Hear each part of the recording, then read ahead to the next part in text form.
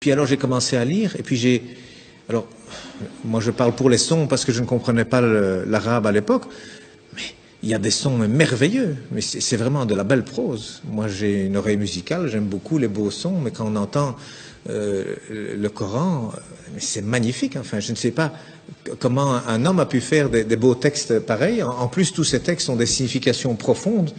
Il n'y a pas une erreur, il y a des gens, des médecins, des scientifiques qui ont fait des erreurs, des recherches sur ces livres saints. Ils trouvent des erreurs dans la Torah, ils trouvent des erreurs dans la Bible, et ils n'en trouvent pas dans le Coran, rien. Il n'y a rien qui est mauvais, même il y a des images qui sont reprises, qui correspondent pratiquement à la meilleure définition qu'un médecin pourrait faire à un ignorant. Donc c'est des choses merveilleuses qu'il y a dans le Coran.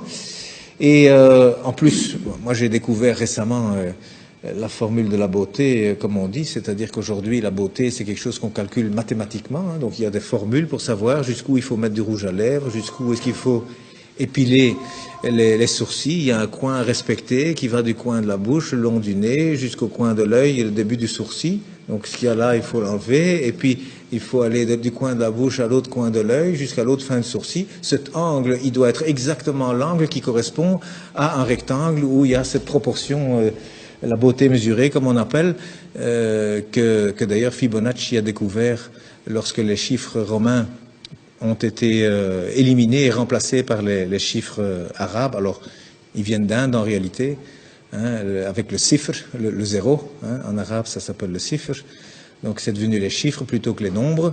Et puis Fibonacci l'a découvert avec ces chiffres, c'est formidable, on peut faire des calculs infiniment grands et puis avec la virgule infiniment petit. Et il a découvert comme ça que la pyramide de Khéops, le Parthénon, enfin tous ces beaux bâtiments, même en Italie, il a découvert qu'il y a toujours la bonne proportion. Même les peintures, il a découvert que toujours c'est au même endroit que doivent se trouver le centre du tableau. C'est pas au centre, hein, non, c'est quelque part 1 sur 1,618.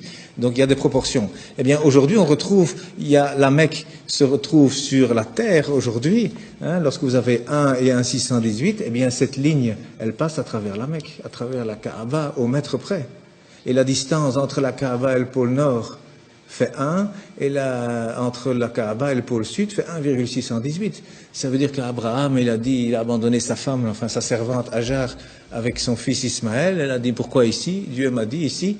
Donc il semble qu'aujourd'hui, c'est par rapport en tout cas, et c'est même lié au village de Greenwich, qui a servi à dessiner la carte de cette terre, hein, parce que le milieu c'est Greenwich.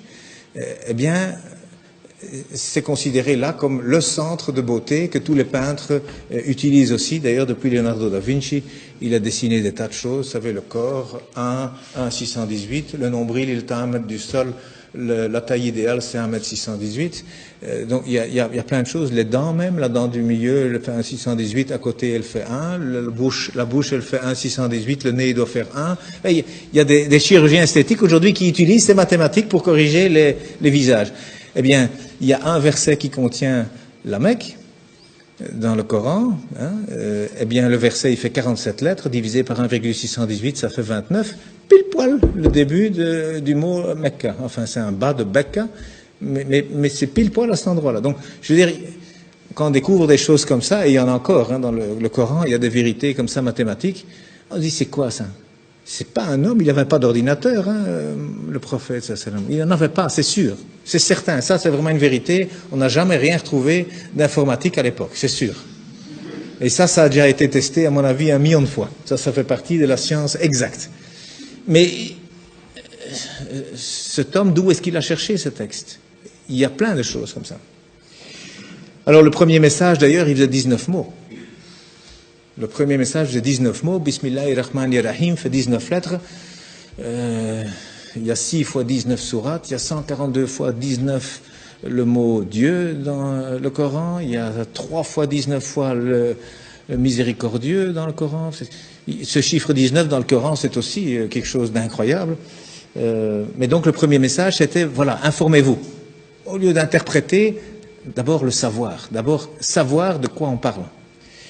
Et le dernier message du prophète, dont on dit qu'il est mauvais pour les femmes, eh bien, il a dit, soignez vos femmes, et pour la prière, ne l'abandonnez pas. Alors, moi je dis, une religion où le premier message et le dernier message sont ainsi, je ne vois pas très bien ce qu'on doit craindre. Donc,